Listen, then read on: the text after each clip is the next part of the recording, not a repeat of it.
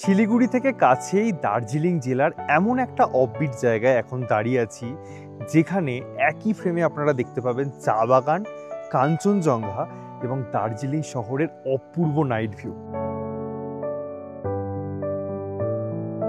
আজকের ভিডিওটা স্টার্ট করছি পাহাড়ের রানী দার্জিলিং থেকে এখন আমরা যাচ্ছি রঙ্গারুনের দিকে। এই মুহূর্তে আছি জজবাজারের কাছে, একটা সুমো গাড়ি অলরেডি পেয়ে গেছি। এখান থেকে আমরা যাব জোড়বাংলো থেকে 3 মাইল থেকে রঙ্গারুন। চলুন যাওয়া যাক।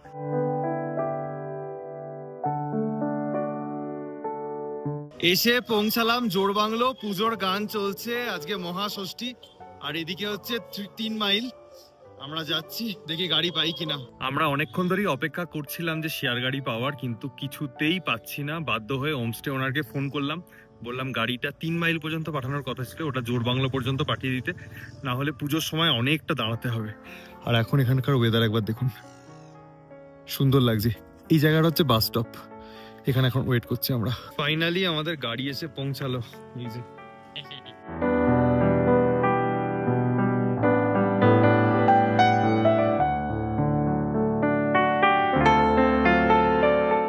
11:30 বাজে আমরা এসে পৌঁছালাম 3 মাইল থেকে যে রাস্তাটা বাঁদিকে চলে যাচ্ছে, এই রাস্তা দিয়ে আমরা যাবো রঙ্গারুন। এখন দেখুন ওয়েদারটা অনেকটা ক্লিয়ার হয়ে গেছে। আর এখানে একটা দোকান আছে, একমাত্র ডেনিস পাওয়া যায়, আপনারা জানেন তো, যারা আমাদের পুরানো দর্শক। এখানে একটু ডেনিস খাবো। এই হচ্ছে আমাদের ফেভারিট ডেনিস, এখন 35 টাকা পার পিস, দুর্দান্ত খেতে।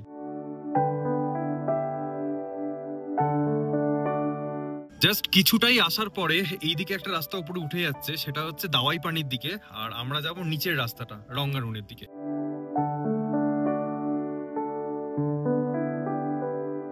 আমরা এখন যে ফরেস্টার মধ্যে দিয়ে যাচ্ছি, সেটা সেন্ট্রাল ফরেস্টের একটা পার্ট। বন্য শুয়োর থেকে শুরু করে লেপার্ড, অনেক রকম বন্য প্রাণী কিন্তু এখানে দেখতে পাওয়া যায়। যেহেতু ফরেস্ট অফিসটা উপরেই আছে, তোরা ভালোই প্রোটেকশনে থাকে। আর এই রাস্তাটা এত সিনিক এবং এত শান্তশিষ্ট জায়গা, খুব একটা বেশি গাড়ি ঘোড়া এখান দিয়ে যায় না, তো খুব ভালো। এই রাস্তাটা দিয়ে যখন আপনারা যাবেন, যদি সেলফ ড্রাইভ করে আসেন বাইকে, তাহলে তো আরো বেশি মজা লাগবে। যদি গাড়িতে করেও যান, খুব এনজয় করতে করতে যাবেন এই রাস্তাটা।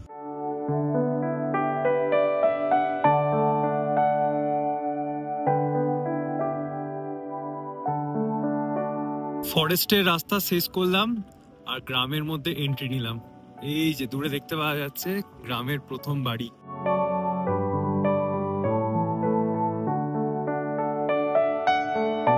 আমাদের যাওয়ার কথা ছিল এই রাস্তা দিয়েই, বাট সামনে কমিউনিটি হল হচ্ছে, তার জন্য এই রাস্তাটা দিয়ে এখন যেতে পারছি না আমরা। এই সোজা দেখুন, এই যে নিচের রাস্তাটা নেমে যাচ্ছে, এই রাস্তাটা দিয়ে এখন আমরা যাব। এই রাস্তাটা একটু সরু, যদিও আমরা ছোট গাড়ি নিয়ে যাচ্ছি, আপনারা যে কোনো গাড়ি নিয়েই আসতে পারেন।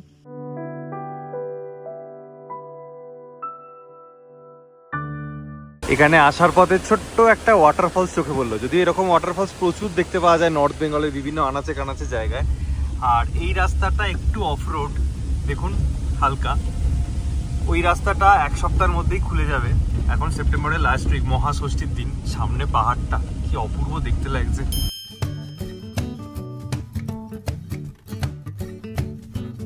আবার বেশ কিছুটা চড়াইয়ের রাস্তা, দারুণ মজা লাগছে এই রাস্তা দিয়ে যেতে।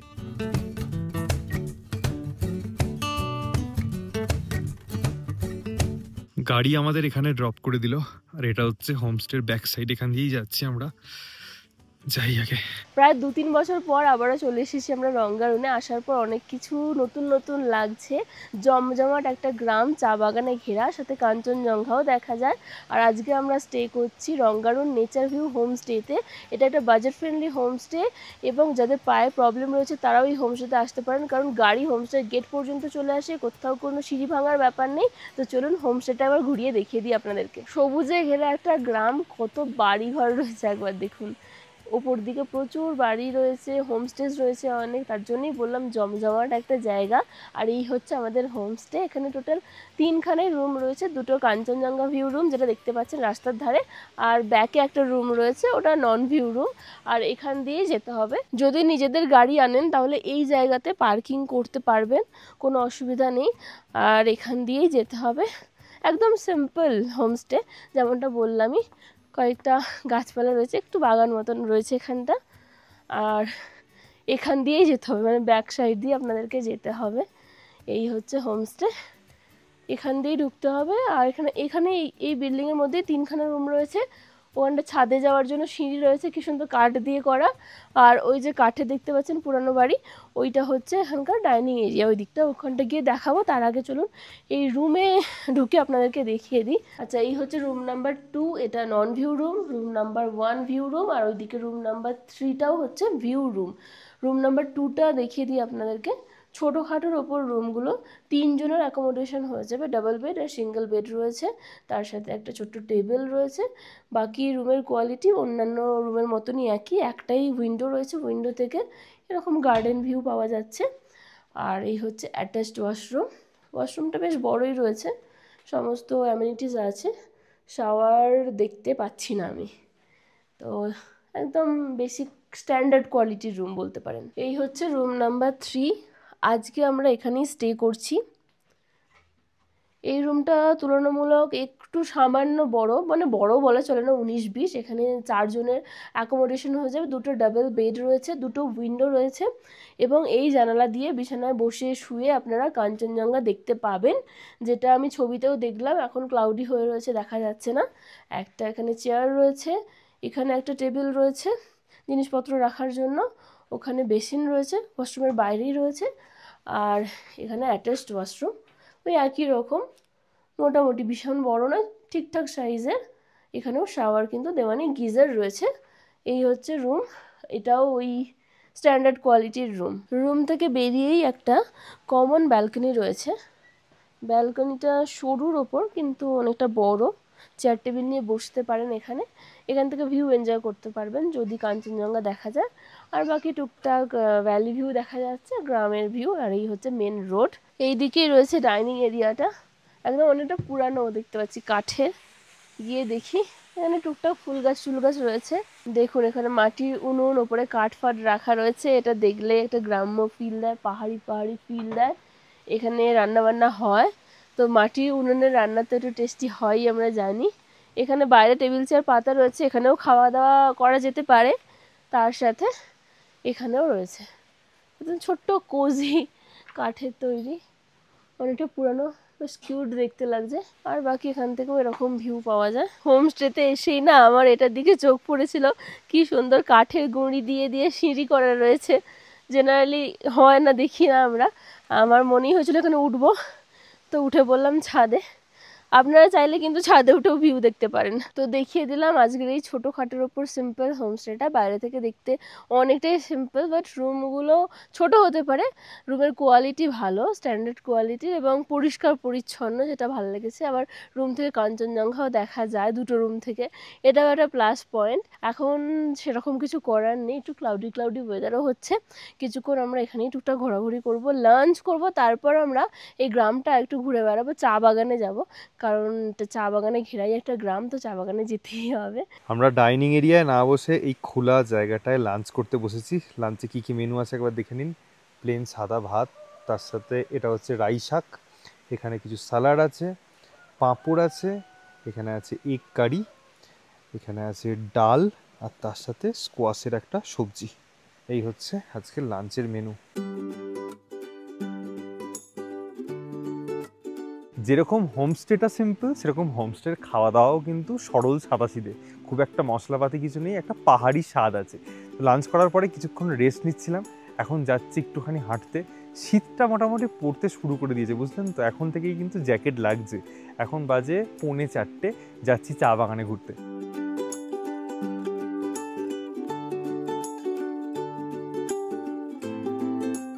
আমাদের হোমস্টেটা একটু ওপর দিকে, আমরা নিচের দিকে হেঁটে হেঁটে যাচ্ছি চা বাগানের দিকে, যেরকমটা বললাম।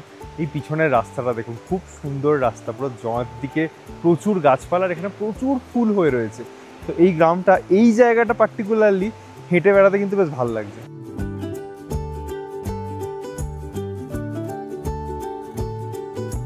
সুন্দর একটা রাস্তা দিয়ে হাঁটতে হাঁটতে এমন একটা জায়গায় চলে এলাম, পিছনে দেখুন চা বাগান, ওদিকে দার্জিলিং শহরটা পুরোটা দেখতে পাওয়া যাচ্ছে। কিছুক্ষণ পরেই তার আলোগুলো জ্বলে উঠবে, মেঘটা সরে গেলে এখান থেকে কাঞ্চনজঙ্ঘাও দেখতে পাওয়া যায়।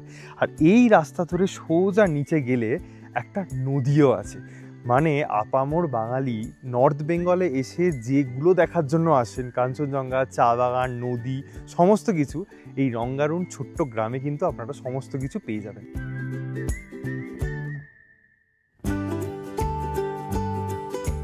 রংগারুনে ঢোকার পর থেকে পুরো গ্রামটাই দেখছি দুদিকে এরকম ফুলে ভরে রয়েছে।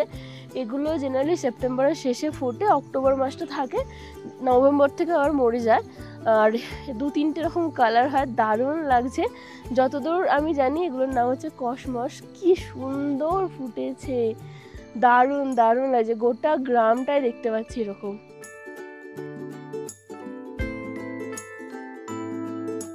কি অপূর্ব দেখতে লাগছে দেখুন, চারদিকটা কত পাহাড় একসাথে দেখতে পাওয়া যাচ্ছে। তার সাথে আমি যদি ক্যামেরাটা একটু জুম করি তাহলে আপনারা দেখতে পাবেন সানরূপসে মনেস্ট্রি, এই যে দেখুন।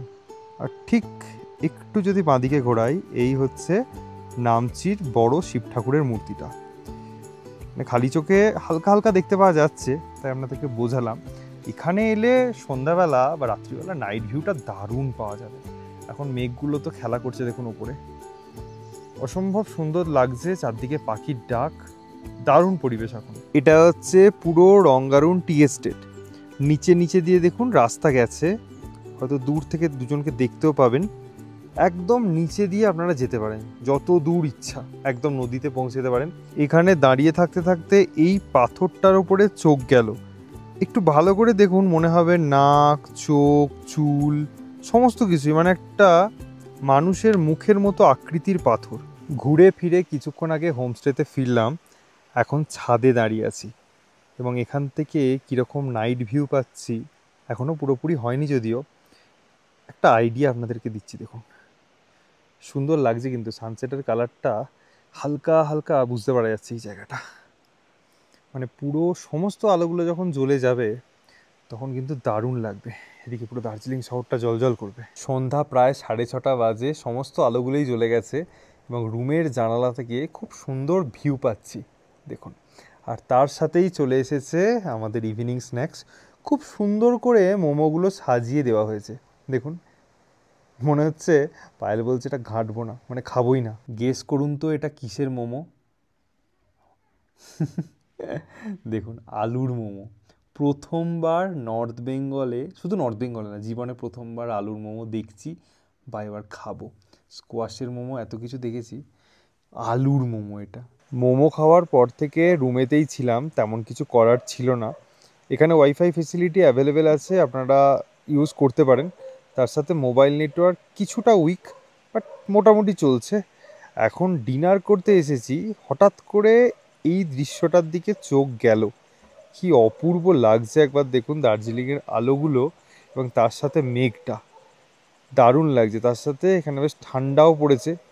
আর এই হচ্ছে ডাইনিং এরিয়া, আপনাদেরকে দেখিয়েছিলাম। ডিনারও সার্ভ করা হচ্ছে, চলুন দেখি ডিনারে কি কি আছে আমাদের জন্য। এখানে আছে প্লেন সাদা ভাত, তার সঙ্গে ডাল, পাঁপড় ভাজা, স্যালাড আছে, তার সাথে এখানে দেওয়া হয়েছে চিকেন, খুব সুন্দর করে ধনেপাতা ছড়ানো, অ্যারোমাটা খুব সুন্দর আসছে। তার সাথে এটা আমাদের ফেভারিট স্কোয়াশ মুন্ডা, আর একটু আচার দিয়েছেন। এই হচ্ছে আজকে আমাদের ডিনারের মেনু। আচ্ছা, এটা এখন দিয়ে গেলেন, এটা হচ্ছে নাকিমা। এটা নাকি মেডিসিনাল ভ্যালুও আছে। क्या क्या मेडिसिनल वैल्यू है? ये प्रेशर का। प्रेशर का? प्रेशर शुगर कम करता है? कम करता है। अच्छा, इसका दाम 500 केजी होता है। 500 रुपीज पर केजी, बहुत महंगा है तो। महंगा है। अच्छा ये घर में है, अच्छा, सितंबर महीने में होता है। ওকে, দেখি টেস্ট করা যাক। আরো একটা নতুন নেপালি খাবার ট্রাই করলাম, যদিও আমাদের মোটামুটি লেগেছে, তবে আন্টি কিন্তু চিকেনটা খুব ভালো বানিয়েছিলেন, খুব এনজয় করে খেয়েছি। এই হোমস্টের আর একটা ভালো এক্সপিরিয়েন্স হতে চলেছে। জাস্ট আলোটা অফ করে দেবো, বিছানায় শুয়ে শুয়ে দার্জিলিং এর নাইট ভিউটা দেখতে দেখতে ঘুমিয়ে যাব। দেখুন অনেক হোমস্টে থেকেই কিন্তু নাইট ভিউ দেখতে পাওয়া যায়, তবে বিছানায় শুয়ে শুয়ে নাইট ভিউ, এটা কিন্তু একটা আলাদাই এক্সপিরিয়েন্স। তার সাথে হালকা ঠান্ডাও আছে, মানে ভালোই ঠান্ডা আছে রাতের দিকে, আর ওয়েদারও ক্লিয়ার আছে। তো দেখা যাক কালকে আপনারা আমরা একসাথে মিলে কাঞ্চনজঙ্ঘা দেখতে পাই কিনা। গুড মর্নিং, প্রায় 5:30 বাজে। দেখুন হালকা হালকা সানরাইজের কালারটা দেখতে পাওয়া যাচ্ছে। তার সাথে যদি বাঁদিকটা একটু দেখেন, এখানে সুন্দর সাদা মেঘগুলো জমা হয়ে আছে, যেটা পাহাড়ে দেখতে খালি চোখে খুব সুন্দর লাগে। আর পরিষ্কার ওয়েদারে ঠিক এই জায়গাটা থেকে কাঞ্চনজঙ্ঘা দেখতে পাওয়া যায়, যেটা ছবিতে দেখেছি। তো জানি না কিছুক্ষণ পরে আবহাওয়ার কি পরিবর্তন হবে, বাট এই দিকটা খুব সুন্দর লাগছে, খালি চোখে আরো ভালো লাগছে। কি অপূর্ব লাগছে দেখুন একবার আকাশটা। মাত্র কয়েক মিনিটের মধ্যেই পুরো আকাশটা এরকম রং হয়ে গেল। দার্জিলিং এর ওপরেও সূর্যের আলোটা পড়ছে, বোঝা যাচ্ছে। দারুণ, খালি চোখে এটা ভীষণ সুন্দর লাগছে। জানি না ক্যামেরায় কতটা ভালো লাগছে। সূর্যের প্রথম আলোয় দার্জিলিং শহর আলোকিত হতে দেখছি এখন।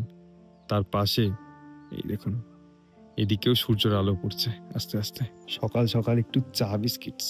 ঘড়িতে সময় এখন 7:12। ভেবেছিলাম এখান থেকে একটু দেরি করেই বেরোবো, কিন্তু শুনলাম আজকে কোনো একটা প্রসেশন বেরোবে, মানে বিভিন্ন জায়গায় এনজেপি থেকে দার্জিলিং এর পথে। তার জন্য আমাদেরকে একটু তাড়াতাড়ি বেরিয়ে যেতে হবে। এখন যাচ্ছি ব্রেকফাস্ট করতে। পুরি আছে, সাথে এখানে অমলেট আছে, আর আছে স্কোয়াশের সবজি। খাবারের রিভিউ অলরেডি আপনাদেরকে আগেই দিয়েছি, একদম সাদামাটা সিম্পল খাবার। এবার বলে দিই যে শিলিগুড়ি থেকে এই রঙ্গারুন পর্যন্ত আপনারা যদি শেয়ার গাড়ি করে আসতে চান কিভাবে আসবেন। প্রথমত ডাইরেক্ট কোনো শেয়ার গাড়ি অ্যাভেলেবেল নেই। আপনাদেরকে শিলিগুড়ি থেকে প্রথমে আসতে হবে জোড়বাংলো পর্যন্ত। সেটা এনজেপি রেলওয়ে স্টেশন বা শিলিগুড়ি জংশন বা দার্জিলিং মোড়, সমস্ত জায়গা থেকেই দার্জিলিং যাওয়ার শেয়ার গাড়ি পাওয়া যায়। সেখানে আপনারা জনপ্রতি 250 টাকা ভাড়া দিয়ে চলে আসুন জোড়বাংলো। জোড়বাংলো থেকে এই পর্যন্ত আসার একটা গাড়ি রিজার্ভ করে নিন। ছোট গাড়ি বড় গাড়ি মোটামুটি 600 টাকা থেকে 900 টাকার মধ্যে ভাড়াটা ওঠানামা করে। যদি আরেকটু কম খরচায় আসতে চান তাহলে জোড়বাংলোয় দাঁড়িয়ে থাকুন। জোড়বাংলোয় দাঁড়িয়ে আপনারা শেয়ার গাড়ি পেয়ে যাবেন 3 মাইল পর্যন্ত। 3 মাইল পর্যন্ত আপনারা শেয়ার গাড়িতে চলে আসুন। পার পার্সনে 40 টাকা কি 50 টাকা মতো ভাড়া নেয়। তারপর 3 মাইলের থেকে এই জায়গাটা পর্যন্ত আপনারা একটা রিজার্ভ গাড়ি করে চলে আসুন। আবার যাওয়াটাও কিন্তু একই রকম ভাবে। আচ্ছা, এই হোমস্টেটা একদম বেসিক হোমস্টে, অলরেডি বলেছি। এখানে থাকা খাওয়ার খরচা হচ্ছে পার পার্সন পার ডে 1300 টাকা। এই প্রপার্টি যিনি লিজ ওনার, ওনাদের নাম্বার ডিসক্রিপশন এবং স্ক্রিনের উপরে দেওয়া থাকবে। আপনার যদি মনে হয় যে বাজেটের মধ্যে রঙ্গারুনে স্টে করে সমস্ত জায়গা ঘুরে দেখবো, বেসিক্যালি এটা কিন্তু স্টেকেশনের জন্য না। আপনারা সারা দিন ঘুরে বেড়ান, তারপরে সন্ধ্যাবেলা এসে এই হোমস্টেতে স্টে করুন কম খরচের মধ্যে। সেটা আমার মনে হয় ভালো অপশন। তো নাম্বার দেওয়া রইলো, আপনাদের যাদের যাদের পছন্দ হয়েছে তারা কিন্তু এখানে আসতে পারে। আমাদের বিদায় বেলায় আস্তে আস্তে ওয়েদারটা কিছুটা ক্লিয়ার হচ্ছে। যদি খুব ভালো করে দেখতে পান তাহলে দেখবেন এখানে হালকা হালকা কাঞ্চনজঙ্ঘার যে রেঞ্জটা সেটা কিছুটা বুঝতে পারা যাচ্ছে, যদিও সেটা খালি চোখে এই যে এখানটা, বাট এমনিতে কিন্তু পরিষ্কার না। আচ্ছা, রঙ্গারুনে এই হোমস্টেতে অমিত বাবু ওনার পুরো পরিবারকে নিয়ে এসেছিলেন। আপনাদের কিরকম অভিজ্ঞতা হলো? আমরা ঠিক করি যে এবারে পুজোটা একটু অন্যরকম, বেলুড় থেকে আসছি, এবারে পুজোটা একটু একটু পাহাড়ি জায়গায় গিয়ে কাটাবো, একটু রিল্যাক্স করব। সেই মতো আমরা ছুটে আসি সামনে রাঙ্গারুনে। সঞ্জিত বাবুর মাধ্যমেই বুক করেছি এবং এখানে এসে এখানকার যারা হোমস্টেতে যারা দায়িত্বে আছেন তাদের সেবা যত্নে আমরা আপ্লুত, এবং তারা কোনো রকম যখন যেরমভাবে আমরা বলেছি সেরমভাবে ওরা সেবা দেওয়ার চেষ্টা করেছে, তাতে আমরা ভীষণভাবে খুশি।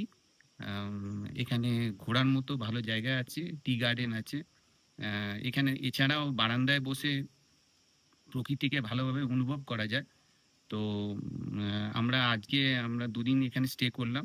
এখান থেকে আমরা শামসুর উদ্দেশ্যে চলে যাচ্ছি। আর একটা জিনিস বিশেষভাবে না বললেই নয়, এখানকার যে দায়িত্বে আছেন যে সঞ্জিত বাবু, উনি কিন্তু মানে বুকিং দিয়েই খালি ছেড়ে দেয় না, উনি কিন্তু নিয়মিত যোগাযোগ রেখে কোথায় কি অসুবিধা হচ্ছে দিনে অন্তত 3-4 বার ফোন করে খোঁজ খবর নেন, কেমন আছো, কি আছো না আছো, কোথায় কোনো প্রবলেম হচ্ছে কিনা সেসব নিয়ে খোঁজ খবর নেন। Thank you so much. দিদি, আপনার ভালো লেগেছে?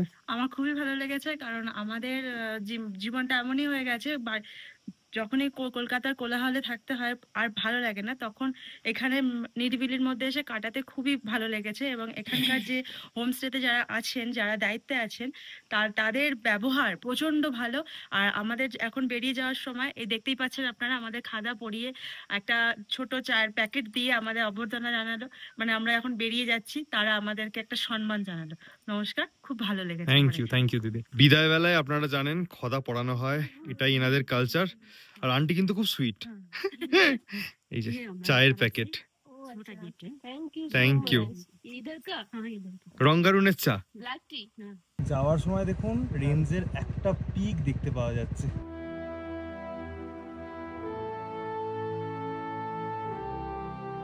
হোমস্টে থেকে বেরিয়ে চলে এলাম জোড়বাংলোতে। এবার এখান থেকে শেয়ার গাড়ি ধরে যাবো শিলিগুড়ি। ওয়েদারটা এখানে বেশ ভালো হয়ে গেছে এখন।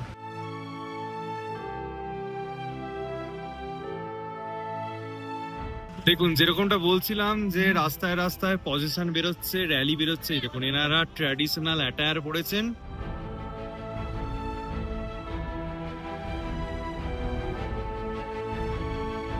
জোড় বাংলো থেকে একটা ছোট্ট গাড়ি আমরা শেয়ারিং এ পেয়ে গিয়েছিলাম, সেখান থেকে এখন চলে এলাম কার্শিয়াং। কার্শিয়াং এর ওয়েদার কিছুটা ক্লাউডি, আর এই যে এদিকে দেখুন প্রোগ্রাম হচ্ছে, র্যালি ট্যালি বেরোবে। এখানে মেঘের খেলাটা দারুণ হচ্ছে।